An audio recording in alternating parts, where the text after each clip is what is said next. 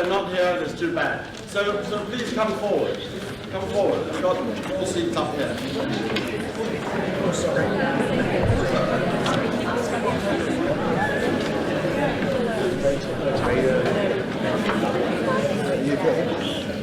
Okay, can I just have a show of hands for those of you who are here for the first time? What the hell are you doing? As you can see from the leaflet, we are in the middle of Chinatown, and the only place which doesn't dispense buffet for as much as you can eat and dumplings. But we are a center of culture, erudition, dynamic debate, extraordinary people who lead extraordinary lives. And as you can see in the leaflet, we've had some extraordinary people, and today we have one. And before the end of the year, we're further people. Goldie Horn is going to be here next Tuesday. Nick Jones of Soho House here on Monday. Henry Wyndham, Chairman of Sotheby's, is going to be here. I know Pierre-Alexis Dumas of Hermes is going to be here. John Majors has agreed to come. Kate Moss has agreed to come. Mark Nielsen, lots of fantastic people. So watch this site. Now, we only have an hour, and I'm going to have a conversation with my speaker for about 10 or 15 minutes, and it's up to you to go and ask questions and answers, with only one condition, that the question must be intelligent. If they're not intelligent, you'll be asked to leave the room immediately. Now, I've been asked to let the Duchess of York to say a few things first, but I'm going to ignore that for the moment. She can say whatever she wants later, and she will have time. Why 1 minute? So it's the only time we can get a word in edgeways. Now, today we have a very special person. But this interview is going to be very different, and even for you, who must have given hundreds or even thousands of interviews. The difference is today, you're being interviewed by somebody who knows you extremely well. And also, you're going to be interviewed in a minute by somebody who mostly don't know you at all. So all of you who have never met the Duchess can only base your judgment on what you read in the wretched newspaper, particularly the Daily Mail. But I, and various people here who have been with her for many years, especially her two children, know her a bit more. And it is my prerogative to tell you what I know about you, and perhaps talk about what questions I'm going to ask you, and I'm going to leave it to you, the people who are ignorant of her other qualities, to judge her or to ask her questions. And I've only asked the Duchess to take as many questions as possible, which means that she must not go beyond 1.5 minutes to any answers. Now, I will say this. I've known you, Sarah, for, I don't know, 30 years or whatever, 25? 35. And 35. We're very old. And one thing I've noticed is that people close to you love you. All right? Now, a lot of people don't seem to know this fact, but for example, your two children absolutely dote on you. Your ex-husband has never left you, never abandoned you, even though his family might not like you very much, but he has been extraordinarily loyal, and I admire the Duke enormously for this. Has never been a fair weather friend, and he is the Horatio to Hamlet. He is your Huck Finn to that slave's name escapes me, Jim, and he's never left you. He loves you. And then, of course, they're all your friends. They love you. Your father loved you. I remember seeing him cry because the press was so beastly to you. And I remember your mother ringing me on the day she actually died, before she died, asking me to make sure I look after you, and I didn't really know, we didn't know that she was going to die that afternoon. But she loved you, and all of my friends love you. We say you have got a heart of gold, and so forth. So my first question is this. If so many people love you, can you tell us why what you have done for us to be seduced by your love? I mean, what quality would you say you have that makes those who are near you, forgetting about what other people think for the moment, just think about your family and your close friends, those of us who love you.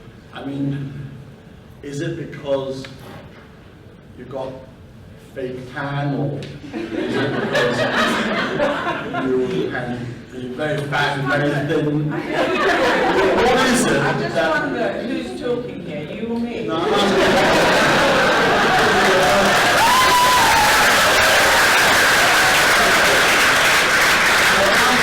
what is your secret? Tell us your magic. Where is your magnetism? Where does it come from? I'm just telling you that lots of people love you, so I'm now asking you. All right. It's very, but you've actually touched me and made me cry, and I'm very impressed. I can't believe it. I have my battle armor waiting for you. Anyway, 1.5 minutes. I know, I've got to go. I answer your question because I have the sense of the ridiculous, because I have a very true and pure heart, and I really don't take, I take humour very seriously, and I think life is about the joy of living it. And I also think that after 7 o'clock I have a good glass of wine and a laugh with my friends. I like to wear a nurse's uniform when I come and see you in hospital. Well, it's funny you should mention that. I've got a picture of you when I had a liver transplant, and you flew all the way to China to see me, and here is how you arrived. And Oh, really? yes, and this is what makes us love you, because you arrived. I was about to die. She's the nurse. I don't think I had a good wax that day. And I mean, the other time we have had wonderful time is, I don't know what the next frame is, but let's have a look. Yes. We shot a shipwreck, and my wife and you climbed it, and we pretended to be shipwrecked. And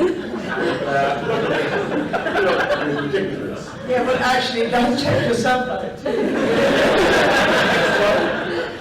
Yeah, well, they're around. How are you 5'2" or 5'0"? Yes, I think They that were about to die. I do think that humour is the best ingredient for survival. And you see, that's a loving picture of my wife and you, and that sums it up. And the next one, we might as well just finish it off. This was in Italy. I said, do you want to come for a swim by the pool? And that's how you dressed up. Now, that is a beautiful picture. Yeah, that was not No. And then I'll show you the last picture, and that is very endearing. That's on Stafford, where the Fingals Cave was in Scotland when we went around here last year. So look, these pictures show you that here is somebody who is crazy, who is a bit mad, but loving obviously, and beautiful. So without being modest, tell us again, do you feel that yourself, that you are beautiful and that you are humorous and that you could be very good friends with many people and people love you? It took me 56 years to be able to sit up on this stage. And sit up, yeah, not stand up. And I think Winston Churchill was so right when he said it takes great courage to speak on a stage, but it also takes great courage to sit down and listen. And one of the greatest gifts you've given me, David, is you've made me understand poetry. You've made me understand to listen to you is actually much more clever, because you're so bright, you just outsmart everybody anyway. And I think that, yeah, that's what I thought. But I think, honestly, that you have changed my life. You and Lucy are extraordinary. And you always say that I say that word too much, but how else can I explain you that you make me cry when you play the piano, even if you don't have a piano, you still make me cry by playing the piano on a table. All right, well, okay. Yes, thank you so much. The other thing I want to say to you is this. I've been known to a lot of people, you work so tirelessly for charity, and I have to tell you, I have criticized you before for not spending enough time on your work and making money, and that you spend too much time on charities. Yet, this is the one occasion when I think your defiance has actually defined your fine equality, is that it doesn't really matter, because you know you have to go and be part of the Teenage Cancer Trust, you have to be part of Children in Crisis, which you founded, which you still carry on, an American Cancer Society, the Sarah Ferguson Foundation, the Mental Disability Rights Trust, the Motor Neuron Disease Association. I can list, I got tons more here, and including not for sale, but I mean, you need to explain that a bit. But I know every time you see an infirmity, you want to change it. You want to change the world. So I want to ask you the other question. Is it something that you can't help hold back when you see somebody in need and wanting your help? I think that it makes my soul feel good when I like to give, and it's purely selfish because it makes my day better. And I think that if you can take a moment to give a smile and a second of joy, then I think that that is my sense of duty as a public figure, which I was made a public figure in 1985, and I think it is my duty, and I love to do it. I can't explain it. I went to China, and I want to give back to China because I think everyone takes from China a lot, and I love the way you do the China Exchange, and I love to go to China to help more. But I believe it's because it's in my veins, it's in my blood, and I just love to do it. It's my favourite thing in the world is to give, just the way I am, I guess. You mentioned Churchill, of course. He said, quite rightly, I think we both agree, you make a living out of what you have, but you make a life out of what you give. And I think you're an example of that. But Winston Churchill also said something that touches you. He said, if you're in hell, keep going. Now, you must have been in one or two minor hells. Great. But you have kept going. I mean, do you feel have you ever in your life been suicidal? Have you ever felt being suicidal, as if you want to commit suicide? There was a moment, not to commit suicide, but there was a moment when I never wanted to come out of the room. And one of my good friends that was looking after me, she did think every time she came into the room that I would have committed suicide. And it's when the world saw a huge public humiliation, and I think that it did take Edison 10,000 light bulbs to make one light bulb. But don't correct me, I probably got it wrong. But 10,000 light bulbs to make one broken right? Yeah, no, broken 10,000. Yeah, and I think that those experiences have made me much stronger, and I have never taken an antidepressant because at the end of the day, it is because, how many times, Sir David, can I ask you, how many times have you and Lucy got up from a table and said, if my friend Sarah is not good enough to eat here, we're leaving? Once a year? Once a month? Once a week? I can't remember ever, but yes. But no, most of the time. I mean, people criticize people, you know, because of their ignorance. And there was a rather nasty article in The Guardian not so long ago, which said that people who criticizing you and Kate Moss for sponging, and she said that one worse kind of people is to let people sponge, namely me, and people like Philip Green, she says. But the point is that she didn't even know that in fact both of you were on separate boats, not sponging off me at all, and that all of you brought things along, and you know, it's no point arguing with people. But this is an opportunity when I say it's not really necessary to correct things. I take the view that if people don't like you for the wrong reasons, and I mean ignorance, then it's their fault, not yours.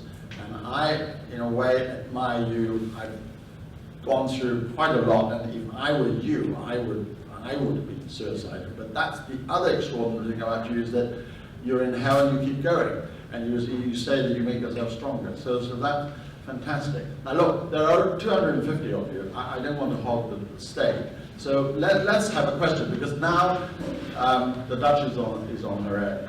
And this was not, I did not see the Duchess before this interview. I deliberately said I don't want to talk to her. For the whole week I was not allowed to go near you. Because I wanted to sponge off you. Who has got a question? Intelligent question. Yes, okay. One over here. Have we got microphones? Come on, wake up. David,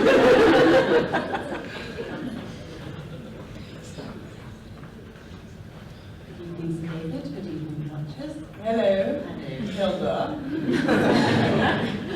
My question to you is, and you just talked about it, but in your darkest moments when you were under your duvet, under your sheets, couldn't get out of your bed, didn't want to come out of your room, what was it that got you up, that got you out, and where did you find it, and how do you walk into a room like this with lots of people who don't know you, but who judge you because of what they've read? How do you do it? Where do you get it from? Good one. These two here are the reason I got out. It's Beatrice and usually my children, and I was under there was a particular moment where I was under the bed, and under the bed actually, I think I didn't even watch the Smurfs with you, did I? Those of you in the audience, Smurfs is a very funny, silly little cartoon. I'm nearly finished. And what happened was that Sally came into the room and she took the duvet off and she threw back the window and she said, "Take your children to school." Or breakfast is ready. No. And it was because of my two girls that I actually decided that it was important to get on. And so the second part of the question, when you came into this room, you don't know hardly any of them. Do you feel a sense of trepidation? Do you feel conscious? I feel that I'm very strong about my message, which is to experience life, and I'm very strong that I have a very pure heart of joy, and I just realised at 56 that it's okay to be yourself, and it's okay not to be perfect, and not to have read 55 million books and gone to Harvard, and let everyone else go to Harvard and be brainy, including you today. But no, but you're a professor and you play Rachmaninoff better than Rachmaninoff. But it's just I think to be able to stand up here and make a complete and utter idiot of yourself is great, actually, and it's full of joy. And I would say to anyone out there who wants to write a book or wants to do anything, experience it, do it, be it, and believe it. And it's like your friend Simon Murray, who sent me when I was Goethe. You can recite Goethe. I've got it here, but you can recite it. What is it? Whatever you can do or dream, you can do. Begin it, boldness has genius, power and magic in it. Begin it now. And it was Simon Murray, your friend, who said, "Fergie, we really don't care. Just go out and do the job that you're here to do." Okay, next question. Can I answer it though? Yes, man with a beard. We always get people with beards asking more questions than anybody else. Yesterday we had 4 beards questions. This is sort of a intelligent question. Let's just live in your life now. What advice would you give your 26-year-old self, knowing what you know now? One piece of advice, just one piece of advice. I have to think. Because I've only got one. What piece of advice to 26-year-old? What's the 26-year-old? She's 1980. Yes, it was. She's not 26 years old. No, I'm not 26-year-old. No, I understand what She looked like 26 years old. Yes. Can I answer you? And I would say to anyone that when you make a mistake or you get it wrong, just you have to go on, because I would go back to that 26-year-old and I would do exactly the same thing again. So my advice is that you've got to look at your ramifications of your actions. And Prince Philip once gave me a great bit of advice. I wish I'd heeded it more. Remember, when you go out in public every single day, you have to know that your actions will hit the front page newspapers. Perhaps I should have listened more. I would go back to the 26-year-old and say, don't talk to strangers, perhaps might help.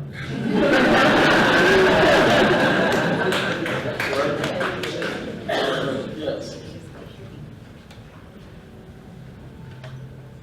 This is about your charity work, which is phenomenal. You've done amazing work, and particularly not for sale, which relates to modern slavery, in fact. And as a new bill enacted as well. So, would you kindly share what particularly motivated you to go for this particular charity work, which is close to my heart and so many other people? Thank you.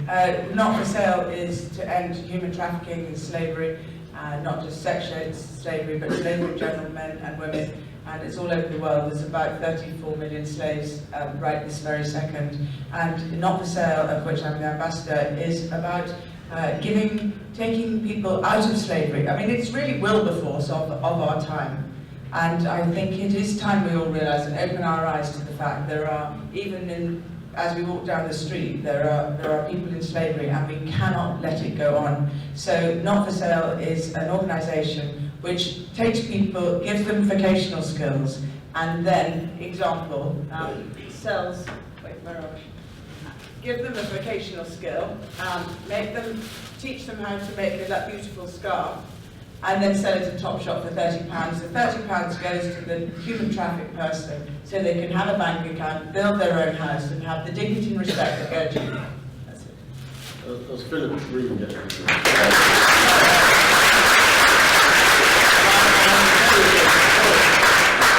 Absolutely ambiguous that there should still be human trafficking. You mentioned Wilberforce. Of course, he was responsible for bringing slavery to an end, but I've got to tell you this, I don't know whether you know. In order to end it, he had to pay the owners £4 million in 18, whatever it is, which is equivalent to £1.3 billion today. If the government had not come up with the money to pay the slave owners off, slavery would still be going on. So just remember this. Wilberforce is, of course, credited for the freeing of the slaves, but Britain actually, the British government paid an enormous amount of money. And Josiah Wedgwood. And the people who got the money are half the people who are extremely rich today. So there's some sort of dirty money lurking around, and that's why those are the people who don't go on that program. Do you know who I am? They know that there's a lurking demon. All right, somewhere. Who else? Yes, sorry. Wow, I like your hands flying up. I'm a football agent. I'm a scout. Are you happy with the Brexit? And also, is it going to affect your charity work in Europe? Well, the good news about being me is I'm apolitical, and he always gives me grief about not knowing much about politics, because I believe my work is to work with the heart, and it is to work with any race, creed, colour, or any other denomination. And therefore, to let politics get in the way of what I believe is to allow children and young people a better future would be incorrect for me as a philanthropreneur. Philanthro entrepreneur. Now, that is a very important word, because the actual word is philanthro entrepreneurship. And you are a professor of philanthro entrepreneurship at Huddersfield University. Visiting professor. A visiting professor. So I don't know what that entails, but it's philanthro entrepreneur. Very good. Quick question. Professor Ferguson. It's so funny. I find that funny. Hi. As mother of daughters, I was wondering what advice you would give your girls about how to achieve a work-life balance, particularly when they have children of their own. Yes, great question. How old are your children? 8 and 11. Oh, that's great. We love this one, Karen, don't we? Okay, 5-point system. 5-point system. When you go into the room, shut your telephone off, turn the television off, and ask them how they are. Sit down and listen. Number 2, ask them if you've done anything wrong as a mother. Number 3, father, is it father? Or is it friends at school? And the last one is what you want to tell me, because I haven't forgotten that I was once a child.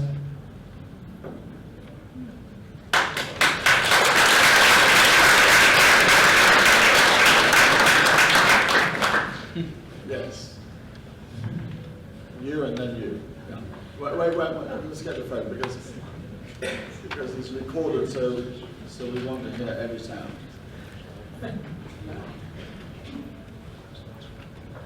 Hello.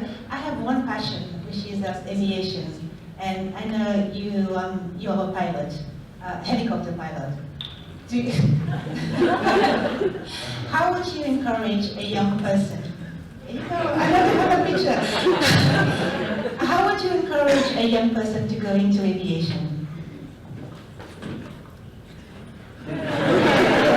I would start on a bulldog first, and then go to helicopters. No, I would start. You can look at this. I look quite hot then. I would say, if I may, what's your name? I would say that. Are you interested in going to aviation? Well, I used to work for Delta Airlines, so I used to work for an airline, and my son is a commercial pilot, so I just want to encourage young people to go into aviation. Okay, so we're talking about inspiring people to go into aviation. I think that you can go into anything you want to go into, Henry, or anyone else in this room who's young. I would go into anything with your passion and your heart with wanting to do it. And so you can do anything if you wish, but you've got to, it's not just aviation. I mean, I can't do maths, as David knows, or Lucy, certainly know, you're awful. And yet I had to work out the wind versus the gravity versus this. But I had to because I wanted to. So one want is worth 10 reasons, and you can do anything you wish. I have done bonkers things in my life, and I've done it because I wish to. Yes. Hi, Duchess. Hello. I was wondering, I'm a big Princess Diana fan, and I was wondering what is your favourite memory of her? Diana had the finest humour of anybody, didn't she? Yes. And we laughed incessantly, and I miss her tinkling laughter down the corridors.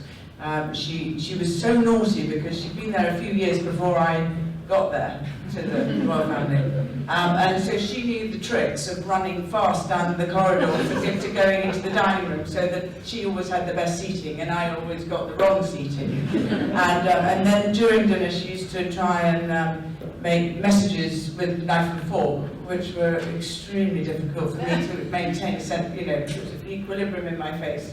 And so I ended up on the floor laughing and told to grow up in the Tower family most of the time. So I do miss my, do miss everything. We do, yes, we do. I think she'd be so proud of her family and her boys. Tomorrow, and then the man with the sort of growing stubble. Tomorrow first. Am I the stubble one? Hi, Duchess. Hi, Tamara. This is the question. I can't believe you've come. I know. I just wanted to see you squirming on your little check. I am. No, this is a very sort of superficial question from Violet, and she would like to know how it felt when you stood on the royal balcony and you saw all those people. So it's a little bit of a royalist question, obviously, but I think that's okay. And Violet is how old now? I also know it's her goddaughter, yes. Violet is 7.5, and she thinks you're a proper Duchess. So obviously this was her question. She asked me to ask you if it was appropriate. And obviously I'd like to mention. When I went out onto the balcony, I knew that I had chosen the finest man in the world to marry. So I went with great pride. That's the day of your marriage? Yes, on the day of my marriage. 23rd of July. 1986. And so when I went out, I went out there with such great pride at the... 85? No, 1986. Wow. No, I was in the public in 1985. All right. Is that all right? All right. Okay, thank you so much. Woo! And so it was the most extraordinary moment to be on the balcony and to look and to think of what I was doing there when my father brought me up all my life to understand about military and to understand to stand up to the national anthem on the television even and always to stand up on November 11th with Poppy in remembrance also. It was huge for me to be there, and but I had gone through the walking down Westminster Abbey, and when I got to the top of the Abbey, so by now I was sort of getting into it a bit, but it was the terrifying moment because the Duchess satin of my dress, and I had a 15-foot train, got caught on the carpet, and my father said, "Oh, for heaven's sake, pretend you're a horse pulling a cart." So once your father says that, when the entire nation has taken a holiday, you sort of get on with it. Right, yes, there was, yes, the gentleman with the, yes, stop. Hello. Please. Hello.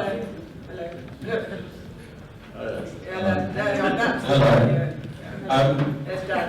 Hello, Duchess. Oh, hello. Hello. I was just wondering, was doing It's a Knockout as fun as it looked? And what was the atmosphere the next day in the palace?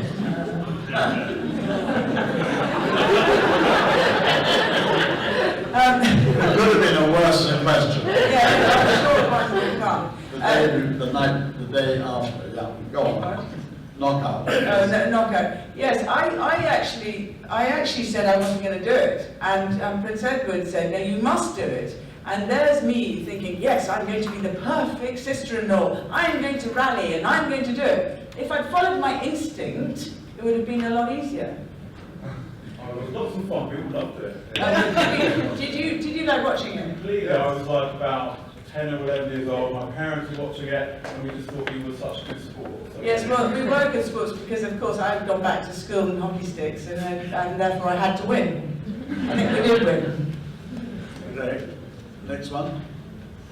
Yes. Hello.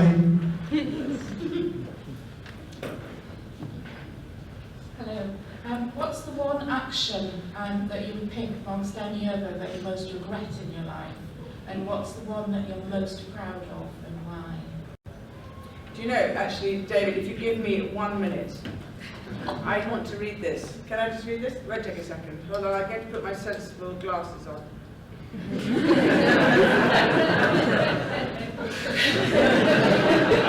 So silly. Toward the end of the film The Shawshank Redemption, an aging inmate named Red, played by Morgan Freeman, stands face to face with his parole board. Red has served 30 years of a life sentence. He's been denied parole so often that he's almost past caring.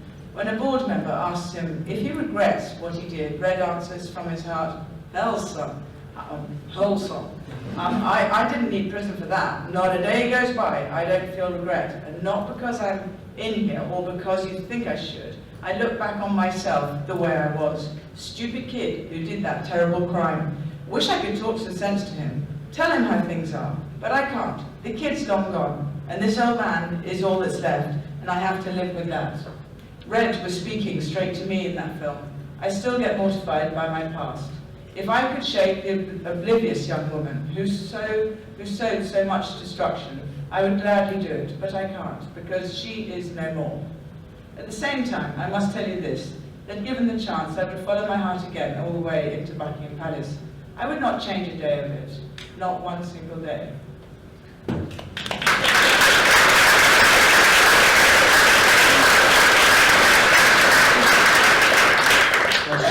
And now the happy one. What? What's the proud moment? Oh, the proud moment. Thanks, you. But I forgot the proud moment. And the proud moment, the proudest moment, is walking in here today and standing with courage, without faltering on my answers to you, because I'm talking from my heart, with myself, and I'm proud I found myself.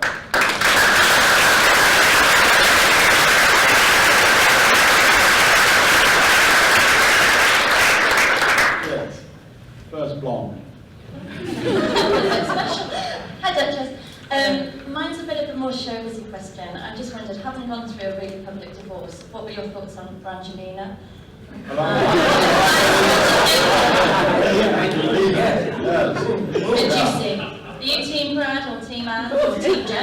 Wait. Team Angelina, Brad, and who? Team Jen. A lot of people were team Jen. Right, exactly. I'm sorry, You know, I don't even believe what they read, what they write in the newspaper, so maybe it's not true. She said loosely. Very diplomatic answer. What? Very diplomatic answer. Thank you. I've learned after 56 years.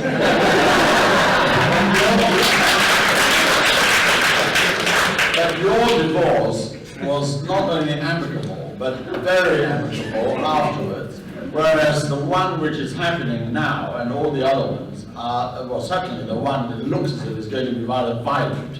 And in fact, I just read that Brad Pitt is now being accused of being abusive to his children when drunk and so forth. So there's going to be a rather nasty divorce. But there it is. Have you met them? Maybe. Met Brad. Yes, Beatrice. What is One minute. what is the secret to your divorce to each other? What is the secret to the fact that you and And your father. and my father have been able to maintain such an incredible friendship after all these years and after everything you both have been through? Alimony.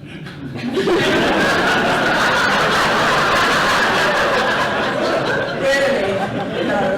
I believe that in the forest there's trees. Of course, there's trees in the forest. There's the cypress and the oak, and the prophet writes that if the oak leans on the cypress or the cypress leans on the oak, it's not right. You have to grow to the light. And I believe the light. Rather, before you say to stop all this spiritual stuff, I know you're going to. I believe very strongly that it's so important to follow and just to breathe and allow everyone their own space and respect. And I believe also that you have to communicate, compromise, yeah, with compassion. And those are the 3 C's. So if you walk away from here, the nuggets I would say is you can say what you like, but then you compromise and then you love each other. Well, we do that, don't we, Tangan? You talk about the cypress. You know why? In graveyards, you only find cypress trees and no other kind of trees, irrespective of how they tilt to the sun. It's because cypresses have their roots growing downwards only. It's the only kind of tree whose roots will go down, so without disturbing the graves. There it is. Yeah, well done. You see why I learn everything every day. It's fascinating. Wait, 1 minute. Hello. You people with the mic, you've got to be more alert. You've got to anticipate. Right, no, not you. Carry on. Whoever, right? Okay. Yeah, My question is very simple. As a women leader, how do you look at the Harry Hillington becoming the first female president of the USA? Right, okay. Well, she hasn't become president yet. Yeah, but he's nominated. Well, not the same.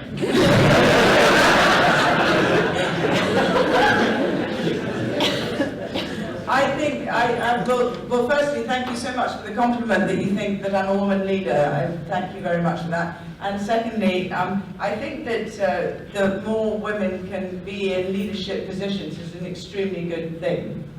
And coming from an overall position globally rather than just the USA. But I do feel very strongly that men should listen to women more. I don't think they do. And I think women have a very strong voice, very strong voice. And I think that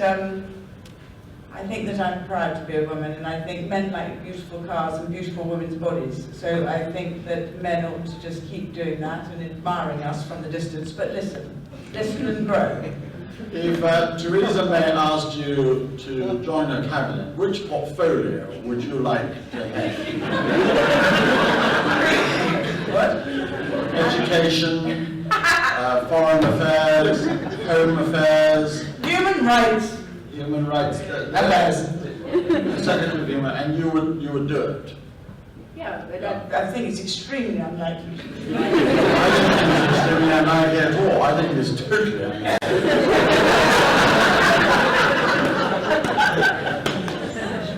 Hi, I was just going to ask, can you talk a little bit about your friendship with Oprah? Oprah. Yeah,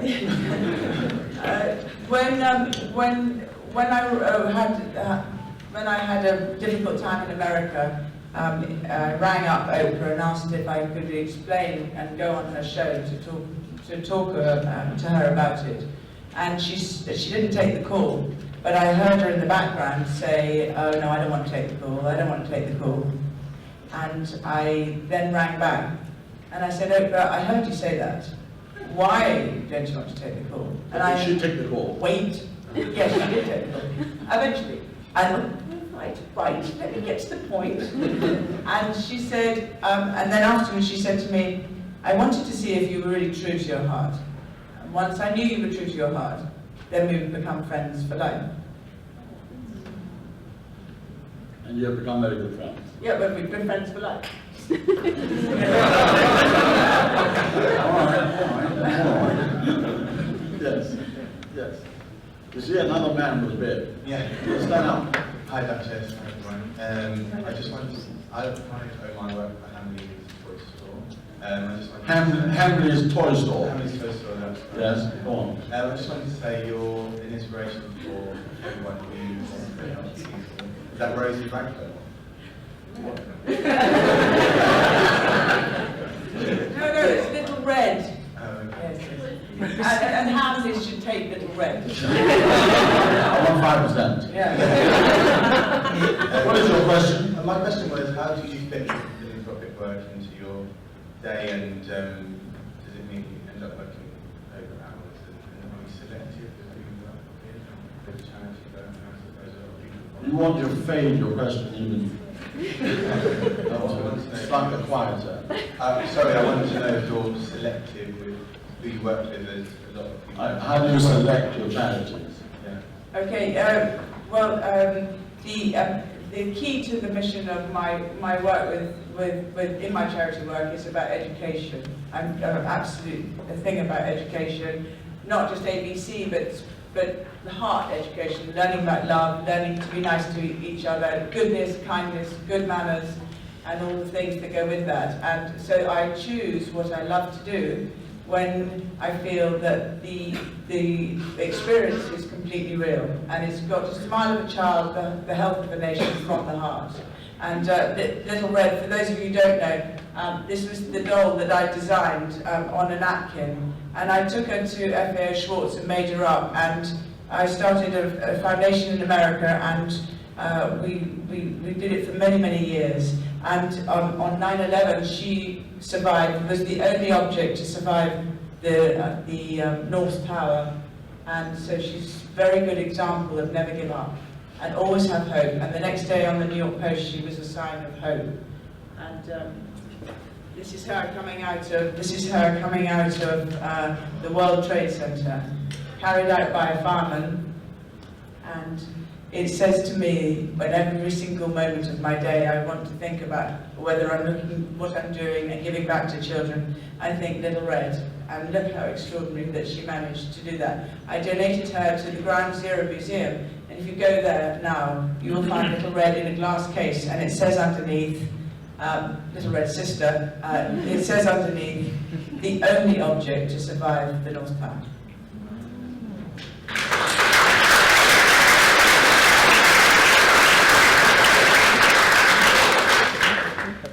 Hello, Duchess. I was friends with Paulie Yates, and I know when a lot of people turned their back on her, you reached out to her, and I'm just wondering, since what happened to you with the press over the years, you know, periodically, this sort of hatred or misogyny seems to focus on one woman or another, and as you see that over the years, do you think the situation is improving, or do you sort of reach out to people sometimes like that? I've always thought it was very kind of you to do that. Well, thank you very much. What I believe is there's massive bullying right now through cyberbullying, and I think it's absolutely outrageous. And I think a lot needs to be done about cleaning that up, because I think there's so much pressure on young people now, then to add on the pressure of being bullied publicly, whether you're fat or thin, or whatever it is, and I think it's wrong. And I think I fight very strongly for my girls, because I think they have been bullied absolutely without any defence in the last year, more than ever, and I don't want to tolerate it. And as a lioness and a mother of two incredible children, and I'm very honest to them, if I think they're wrong, they're wrong. I mean, it's, you know, it's just the way it is. But I'm so proud of them. They are the biggest examples of what it takes to be good co-parents and good ability to bring them up with strength. And that is what I think is strong. And yes, I will go very strong on anti-bullying and cyberbullying. Thank you. Good evening. Good evening, Sarah. My daughter got married on the 23rd of July this year, and I can't believe that your marriage was 30 years ago. You look so wonderful. Yeah. I thought you were going to give me a telling off. I hadn't done something right. You're quite far away from the front. Sorry.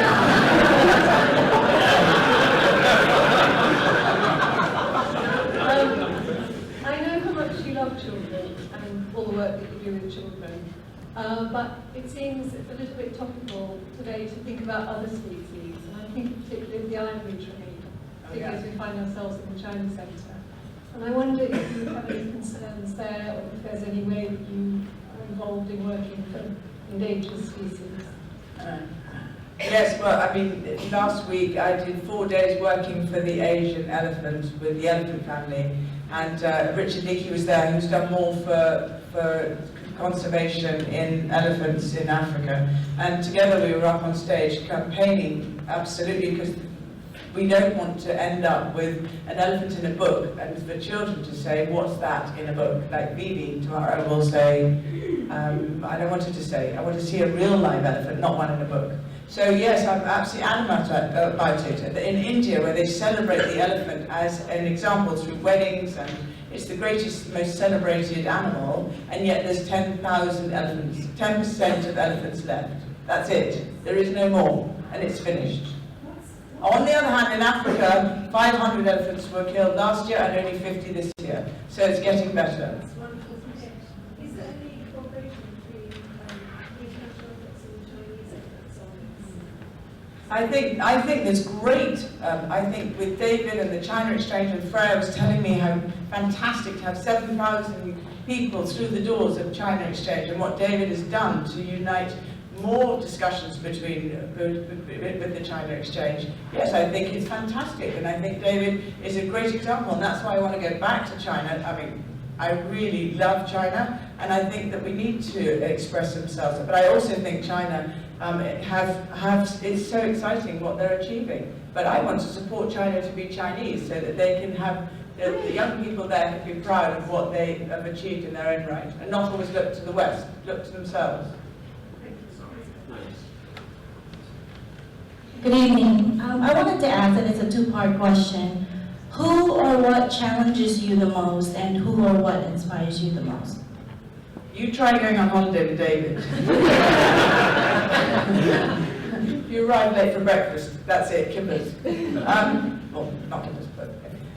well, I think the person who challenges me the most is myself, because I have, I've always believed in looking at all the things that go on your mind, telling you you're this, you're that, the other, it goes on all day long.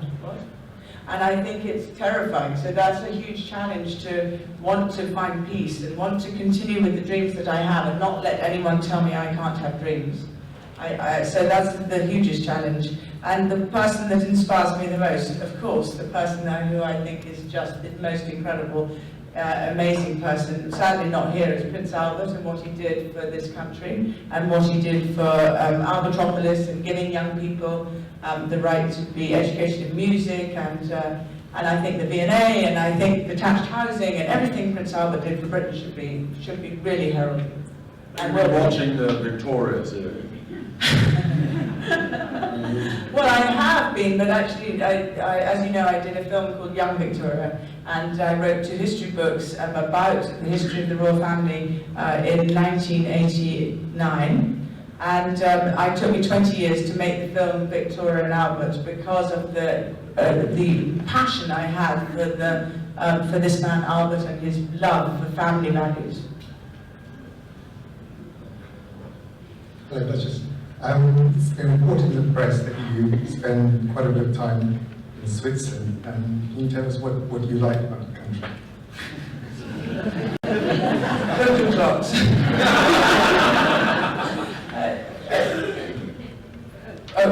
Switzerland.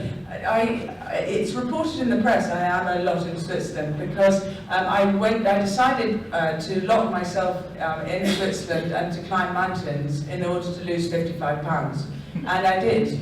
And so 55 pounds. and I did because it was I turned to nature to help me do it, and I turned to not being obsessed with just sort of doing it on a diet or anything else. I turned to looking to nature to say, help me do it. So with the exercise, with the love of the environment, and also the people, because they just let you get on with your life. And I like snow, and I'm always hot, and I've got red hair, so it's cool. To be fair, you are a very good skier, so you must love the snow. Yeah, well, thank you very much. I've seen. I love to ski. Seen you're irritatingly good. I was just wondering, you were talking about... Who's that? No, hold on 1 minute. The man first, and then you, and then this other man. Don't worry. Hi. Yeah, go on. Hi. You seem to have a really great sense of humour. I was just wondering which kind of comedy acts or shows you enjoy watching? Make you laugh? Jack White. The royal family. Jack White's look, Tango, look what Sun wrote. Humour is one of the best ingredients of survival. Aung San Suu Kyi. Thank you very much. What I've always done is allow humour to save my life, right, Hilda? It is, without any question of doubt, the thing that has saved my life. A friend of mine, when I put the girls to sleep and they were tucked up, and then we went out to dinner, and I said, oh, it's going to be a difficult day tomorrow because the banks are going to, make me bankrupt or close me down or something like that.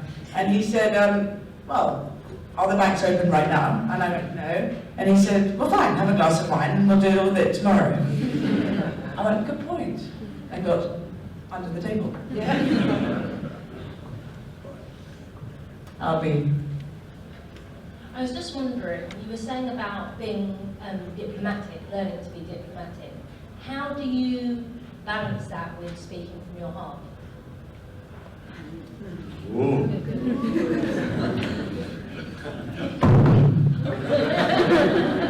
It's a really good one because I've made so many mistakes about being undiplomatic that now I've learned how to do it. And it also helps when you're on Larry King, because when you're on Larry King, you've got to beat him. Do you remember Larry King? Yes. And he's the most terrifying interviewer. So the game was, how quickly could I get Weight Watchers out before he stopped me dead? So it makes David look like a walk in the park, I tell you. And so I now, after all these years, I only speak from my heart, but perhaps I temper my words a different way because words can have such effect. So I think now before I speak, but I still speak from the heart. Yeah, okay. That makes sense? Yes, very much. Someone alluded to earlier about you being spiritual, and I was wondering whether that's a new development or you consider yourself to always be spiritual, because 5 years ago, as you rightly know, my father passed away, and you were the person that came straight to the house and looked after everyone, and you said he would come back as an owl, and I'd never seen an owl before, I've never seen an owl since, but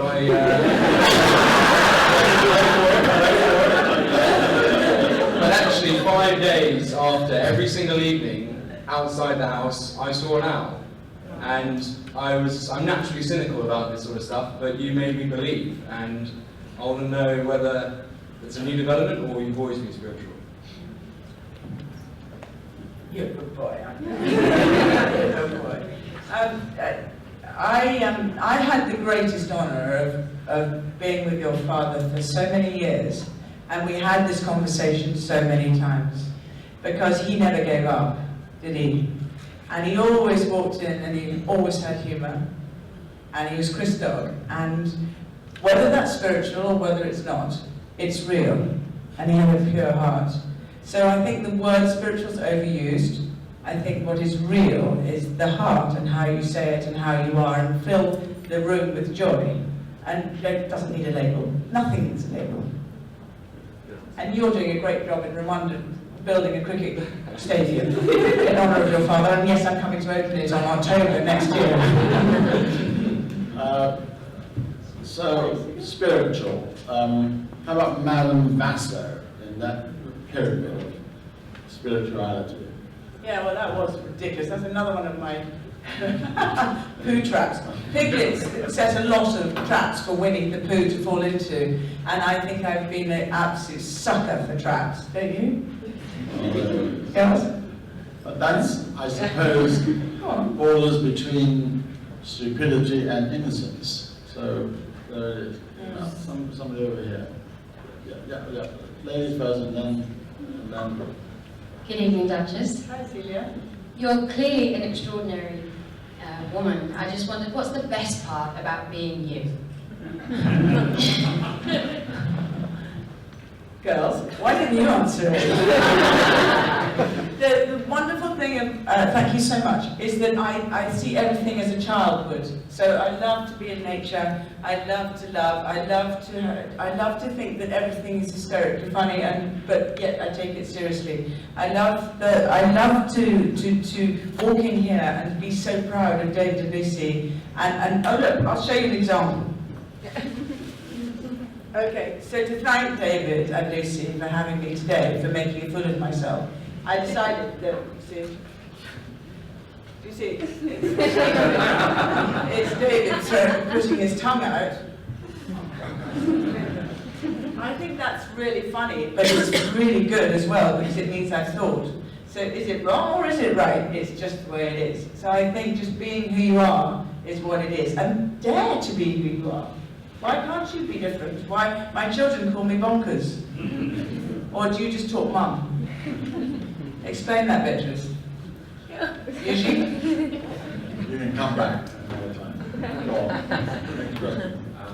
Hi, Sarah. Hi, David. I'm really fortunate that I actually know you for who you really are. And, you know, you're an exemplary mother, an exemplary ex-wife, and a massive humanitarian.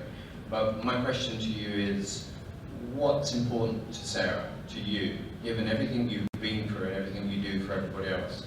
What's important to you right now, or in the future? Good question. I've got to think, shut up! What's important to me right now and right this very second is understanding how lucky we are to be here right this very moment, and not jumping into the future, not jumping into the past, and not trying to change anything, but just to be. And it's the most difficult thing, but to stay in joy. I do want to do more with education, no question about it. I do want to do more with experiences. And I do believe very strongly that more people need to communicate. But there's lots more to that question, but I can tell that he's giving me the you know, I could go on for hours on that. But it's a poo trap question, yeah. All right, yes. Thank you. Somebody's properly dressed for a change. Recently, a young man in America has made the news by offering a Syrian refugee a home in America, and it was picked up by Barack Obama, who said we should all be more like young Alex. Yesterday was International Peace Day, but it wasn't particularly peaceful. How can we all be a little bit more like Alex through the coming year to make sure that next year's International Peace Day is truly peaceful?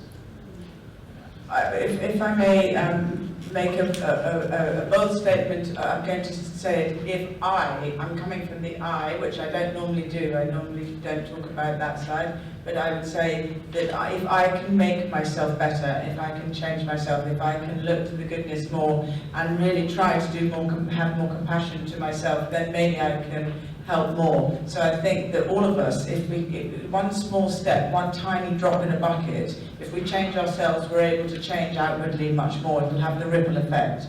So I think we need to be more courteous, more kind, more generous to people, and by that, the harmony will come into the universe. Now we're going spiritual, now I'll get brief on that one. But if I could also just say, I think it's beautiful when people do things like that, but I think we all do great things, and I think that we can all be united to make a difference. I don't think I think it's great by example, but I think we all ought to lead by our actions with examples. Well, I think Obama should in fact adopt somebody before making that comment, because it's just a gratuitous statement of telling people how wonderful it is. So, you know, the best way in which he can emulate that is to adopt somebody himself. So, ask that person to ring up Obama and say, I've got another Iraqi or Syrian, will you take him on? And that really would shut him up. Not that it matters anymore, because he ain't going to be relevant in about 2 months' time. Yes, Dora. You really have lost a lot of weight. Yeah, you really have. You should be wearing your Weight Watchers. Are you allowed to say comments like that? Really, honestly. Good evening. Hello, Dora. I'm going to address Professor Ferguson this evening. Oh yes, Professor Ferguson. If, Professor Ferguson, you were to lead a school of journalism, what would you teach journalists to do?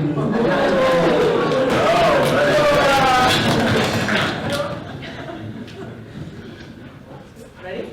Yes. Okay. Do you know what, funnily enough, I just want to say one thing about any journalist in the room. I actually really admire you. I really admire journalism. I do think a lot of it is a bit extraordinary, but if I'm not an actress, I'm not anything. I'm just a person who loves to have joy. But if I didn't have the newspapers say bad things about me and good things about me, which is very rare, I know, after 32 years, however, at least I'm still current because I'm sitting up here on the stage. So the more that they write, the more I can be the voice of children in the world. So therefore, I think I can shout out about cyberbullying. So it is very hard when you do have the front page that says 82% would rather sleep with a goat than Fergie. There's no question. That one was quite difficult. And only 85. 82, yes. And Facts Funky Fergie does it again. That was slightly difficult. So yes, that does have an effect, but and it may make you eat more. But it still means in all these years later, I'm still sitting on the stage with a voice for the rights of children globally, and I'd say that was something I have to look at. So journalists, carry on, just be a bit nicer to me and my children.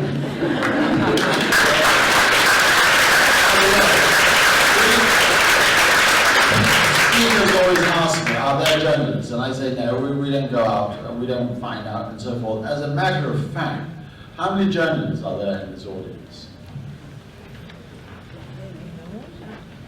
Well, that's extraordinary. I'm a journalist. Are you? Yes, sometimes. All right, okay. Let's have a couple more questions quickly before the end. Are you a journalist? Oh, yeah. A Chinese journalist? Are you going to write about the Duchess of York in the Chinese press? Well, before I went here, I did not plan to do that, actually. But that's not the question. I come here purely for the pleasure of enjoying this lecture. Oh, good. So you write something good about it? Oh, definitely. All right, well, you write for a Chinese newspaper? For China's national news agency. Oh wow, that's 1.3 billion people. Tell them, please, that I would like to bring little red schools to China. All right, that's enough. No, you really asked the question. You're wrong. No? Shush. Right. Last question. All right, man with the two fingers.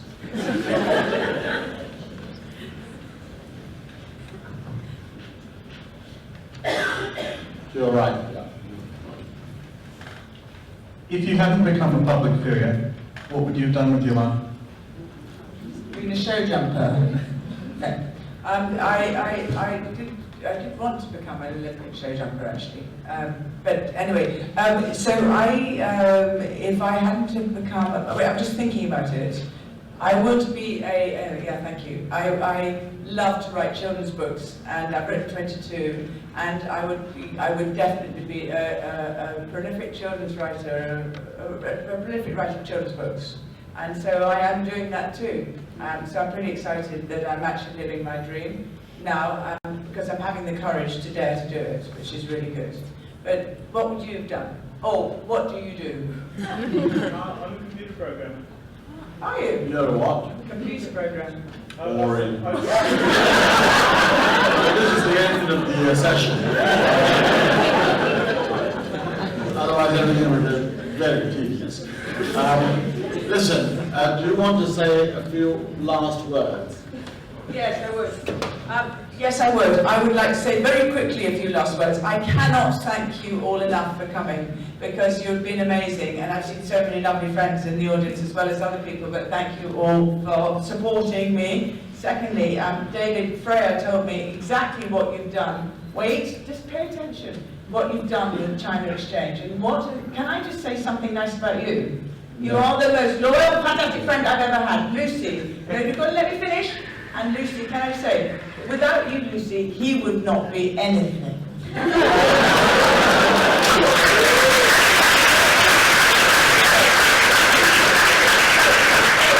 got some tricks. This is diamonds, and I couldn't sing a song, Lucy in the Sky with Diamonds, so you've got diamonds in here which are plastic, but never mind. You've got a bunch of quotes because I think you need to learn a bit more. And this is for you, Lucy, because you bring the sunshine out in everybody's lives, and this is Little Sun, and every time you press it, it will make us all want to say thank you to you for putting up with this extraordinary chap. Why don't you marry her? How perfectly fashionable for women to get together. Fine. Will you please join me in thanking the Duchess of York?